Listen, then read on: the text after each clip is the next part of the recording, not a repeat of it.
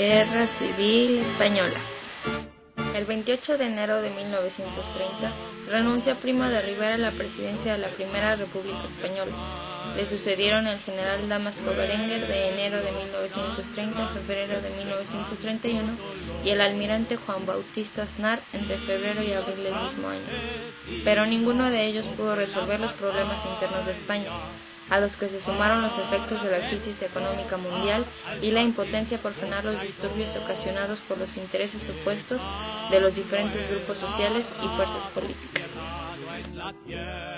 Por su parte, la oposición republicana se organizó mediante el Pacto de San Sebastián en agosto de 1930, al que se unieron los separatistas catalanes y los socialistas moderados, buscando entablar relaciones con las organizaciones obreras más importantes, PSOE y CNT, para atraer el apoyo obrero a la causa republicana. Somos los campesinos. En las elecciones municipales celebradas el 12 de abril de 1931, los partidos republicanos obtuvieron una gran mayoría. Ante esos resultados, el rey Alfonso XIII decidió abdicar y partió para el exilio. La Segunda República fue proclamada el 14 de abril, tras lo cual se instaló un gobierno provisional que convocó a elecciones para las Cortes Constituyentes.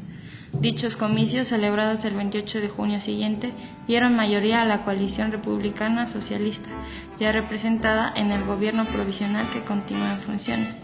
Durante los primeros 2 años de la Segunda República, el llamado bienio reformista buscó la transformación económica, social y política de España a través de las siguientes medidas. Una profunda reforma agraria, creándose el Instituto de Reforma Agraria destinado a expropiar sin indemnización las tierras de la alta nobleza. La separación de la Iglesia y el Estado, que incluía la disolución de las órdenes religiosas, prohibiéndosele ejercer la industria, el comercio o la enseñanza. Una reforma estructural al ejército que implicó la reducción de las regiones militares y la abolición del Tribunal Supremo del Ejército y de la Armada, cuyas atribuciones pasaron a los tribunales ordinarios. Promulgación del Estatuto de Autonomía de Cataluña, que le otorgaba competencias legislativas y ejecutivas en Hacienda, Economía, Enseñanza, Cultura, Sanidad, Transporte, Comunicaciones y Obras Públicas. En manos del gobierno central quedaban los asuntos exteriores, la defensa y el control de las fronteras. La aplicación de las reformas encontró serios obstáculos de parte de las fuerzas conservadoras y del ejército, incluso un fallido golpe de Estado encabezado por el general José Sanjurjo. Los partidos de derecha aprovecharon el descontento hacia las reformas del gobierno de Azaña y obtuvieron mayoría en las elecciones generales de noviembre de 1933. Comenzaba así el llamado Bienio Negro de la Segunda República, de noviembre de 1933 a diciembre de 1935, durante el cual el gobierno tampoco pudo resolver los graves problemas del país. La política reformista del primer bienio fue prácticamente desmantelada por una serie de decretos que constituyeron una auténtica contrarreforma del conservadurismo, que agudizó las tensiones sociales y políticas. Al mismo tiempo, los grupos y partidos de izquierda se integraron en un bloque denominado Frente Popular. Esta organización política obtuvo mayoría en las elecciones de febrero de 1936, dejando atrás a la coalición de derechas denominada Frente Nacional Antirrevolucionario.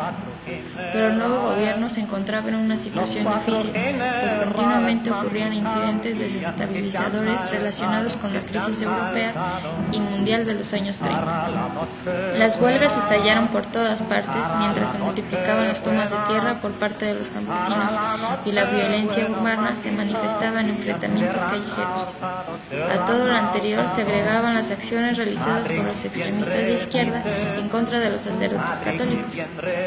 En estas circunstancias, las Cortes destituyeron a Alcalá Zamora y se eligió a Manada Azaña como presidente de la República y a Santiago Cázares Quiroga como jefe de gobierno, quien trató de administrar el país entre el temor a la subversión social de las izquierdas y el miedo al golpe de Estado militar apoyado por las derechas. Los planes para derribar la República, dirigidos por los militares, se iniciaron en el momento mismo de conocerse los resultados de las elecciones y fueron cobrando fuerza hasta que, en el mes de julio, los ánimos se exaltaron con el asesinato del líder derechista Calvo Sotelo, realizado por unos socialistas como represalia por el homicidio de su compañero, el teniente Castillo, a manos de fuerza de extrema derecha. Estas circunstancias llevaron a las fuerzas monárquicas y conservadoras a orquestar el 17 de julio de 1936 un golpe de Estado, con lo que daría inicio a la Guerra Civil Española, que fue un conflicto bélico entre las fuerzas del Frente Popular y los grupos de derecha, que concluyó el 1 de abril de 1939 con la victoria de las fuerzas franquistas. El levantamiento comenzó en la ciudad norteafricana de Melilla y se extendió a las ciudades marroquíes de Tony y Ceuta. En un inicio, los golpistas tomaron las ciudades de Galicia, Navarra, Álava, el oeste de Aragón, las Islas Baleares y las Canarias, así como la zona del protectorado español sobre Marruecos, buena parte del territorio de lo que hoy es la Comunidad Autónoma de Castilla y León, casi toda la provincia de Cáceres y algunas poblaciones de Andalucía. Por su parte, las fuerzas republicanas conservaron Andalucía, el País Vasco, Asturias y Cataluña, así como la isla Balear de Menorca y los territorios de las actuales comunidades autónomas de Cantabria, Castilla-La Mancha, región de Murcia y la Comunidad Valenciana. No obstante, la anexión al golpe no fue de todo el ejército, pues en Madrid, Valencia y Barcelona, los soldados lucharon al lado de los republicanos, y en los 4/5 de las unidades de la Marina, los marineros y suboficiales ejecutaron y reemplazaron a sus jefes sublevados. Para septiembre de 1936, el general Francisco Franco realiza una importante acción militar para liberar a los rebeldes asediados en el Alcázar de Toledo, medida por la cual Franco es designado por los sublevados generalísimo y jefe del gobierno. En octubre de este mismo año, Franco une a su jefatura política y militar la jefatura del Estado. Tanto las fuerzas de Franco como las fuerzas republicanas recibieron apoyo internacional. Los primeros contaron con la ayuda de los alemanes, que crearon la Legión Cóndor, además de recibir el apoyo de Mussolini. Con estas tropas, Franco avanzó sobre Andalucía y consiguió ocupar para el mes de agosto las plazas extremeñas de Mérida y Badajoz, uniéndose con los sublevados del norte a lo largo de la frontera portuguesa. Aparte, los republicanos recibieron ayuda de la Unión de Repúblicas Socialistas Soviéticas, así como de distintos países que formaron las brigadas internacionales. Los primeros brigadistas llegaron al puerto español de Alicante en octubre de 1936 para continuar hasta Albacete, en donde se formó la 11ª Brigada, que pronto participó en la Batalla de Madrid. Su intervención al lado de la causa republicana duró hasta octubre de 1938. Pistas deciden centrar sus principales operaciones en el norte y, con el apoyo de la aviación integrada en la Legión Cóndor alemana, realizaron un ataque a la localidad vizcaína de Guernica el 26 de abril de 1937. También atacan la ciudad de Bilbao, rompiendo el llamado Cinturón de Hierro el 19 de junio de 1937. En este contexto, en abril de 1937, Franco promulga el llamado Decreto de Unificación, por medio del cual crea una única formación política legal bajo su mando, la Falange Española Tradicionalista y de las Juntas de Ofensiva Nacional Sindicalista. En otro de los frentes de la guerra, luchan entre sí en Barcelona distintas fuerzas republicanas enfrentadas a causa de la primacía de la revolución o la organización militar. El socialista Juan Negrín sustituye a Largo Caballero al frente del gobierno republicano. Cabe aclarar que, a diferencia de la unificación política lograda por Franco en el bando rebelde, el gobierno republicano padecía divisiones internas y una situación de crisis evidenciada en los cambios de jefatura efectuados durante el conflicto. Tanto alemán que tienes, tanto italiano, y a un español le basta solo una mano, y han de ver si lo van a ver como al galeón, o la Cervera y Canarias bajo los mares. La casa de don Julián ya es la casa del pueblo. ¡Muy bien! Vamos a empezar la reunión. Los que quieran tomar la palabra, adelante. Hay que colectivizar.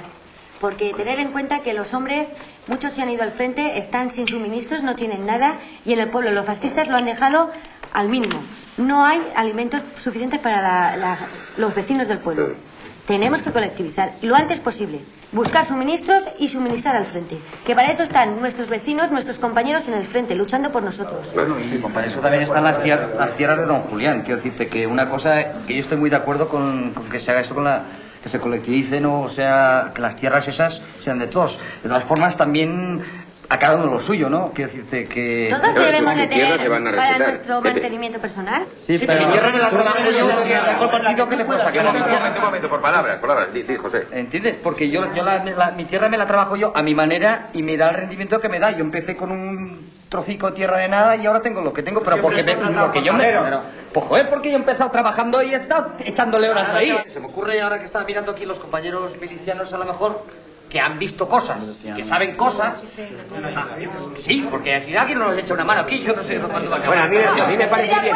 Espera, Teresa, que es verdad que tiene razón Pepe, ya que están los compañeros milicianos aquí y que vienen de otros pueblos y tienen cierta experiencia y han visto otras colectividades. Oye, compañeros, que podéis hablar. Okay, you should take this estate, this house, this land, and divide it up amongst the people in the town right away. Deberíais tomar estas tierras, esta casa y dividirla entre la gente. Sí, pero aquí el problema es otro. Todos los terratenientes, all the landowners, help Franco. We must collectivize all the lands. You understand? ¿Comprendes? Todas las tierras hay que I understand. Y no solo dividir. I understand that. I'm not a friend of the landowner, okay? I'm not here to defend landowners, okay? But what are you going to do when you have a guy like, what's his name, Pepe? What are you going to do when you have a guy like Pepe he's a tenant farmer and he has a couple of acres of land, or a tradesman who doesn't want to be part of your collective, okay? These people are anti-fascists. What do you do then? It sounds really great on paper, but in reality it won't work because it's going to pit the peasants against the anti-fascists, okay? You're fighting now, and it's going to endanger your food production. Para enero de 1938, los republicanos conquistaron Teruel, lo cual retrasó hasta marzo de 1938 una ofensiva franquista para aislar Cataluña y cortar Madrid del mar. No obstante, entre los meses de febrero y abril del mismo año, los franquistas recuperan Teruel y continúan su avance hacia el Mediterráneo a través del territorio republicano, con lo que dividen este en dos. Cataluña queda separada de Valencia cerca del delta del Ebro. En noviembre finalmente son derrotadas las fuerzas republicanas y los franquistas lanzan una ofensiva total contra Cataluña.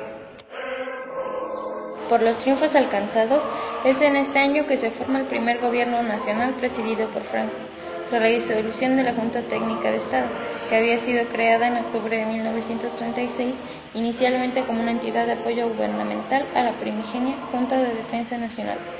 El primer gobierno franquista estuvo compuesto por militares, civiles, falangistas, tradicionalistas y monárquicos. Ya en el mes de enero de 1939, y ante el avance de los ejércitos de Franco, el gobierno de Negrín abandona Barcelona y se dirige a Girona. En los últimos días de enero, las tropas franquistas se instalaron en Barcelona para avanzar en fechas sucesivas hacia la frontera francesa. La ofensiva final de febrero y marzo de 1939 tuvo por objeto quebrantar las posiciones republicanas todavía pendientes situadas en la zona centro y en el sur peninsular. A principios de marzo de ese año, fracasó el criterio de mantener la resistencia defendido por el presidente del gobierno republicano, Juan Negrín, debido a la creación en Madrid del Consejo Nacional de Defensa. Este organismo, que encabezó el jefe del ejército del centro, el coronel Segismundo Casado, destituyó a Negrín y procuró alcanzar una paz honrosa con el gobierno franquista de Burgos después de hacerse con el control de Madrid mediante un cruento enfrentamiento entre las propias. Sin embargo, no prosperaron sus gestiones encaminadas a lograr una paz acordada. Las tropas franquistas entraron en Madrid el 28 de marzo. 3 días más tarde, el gobierno republicano perdió las últimas plazas todavía fieles. El 1 de abril, la guerra había terminado.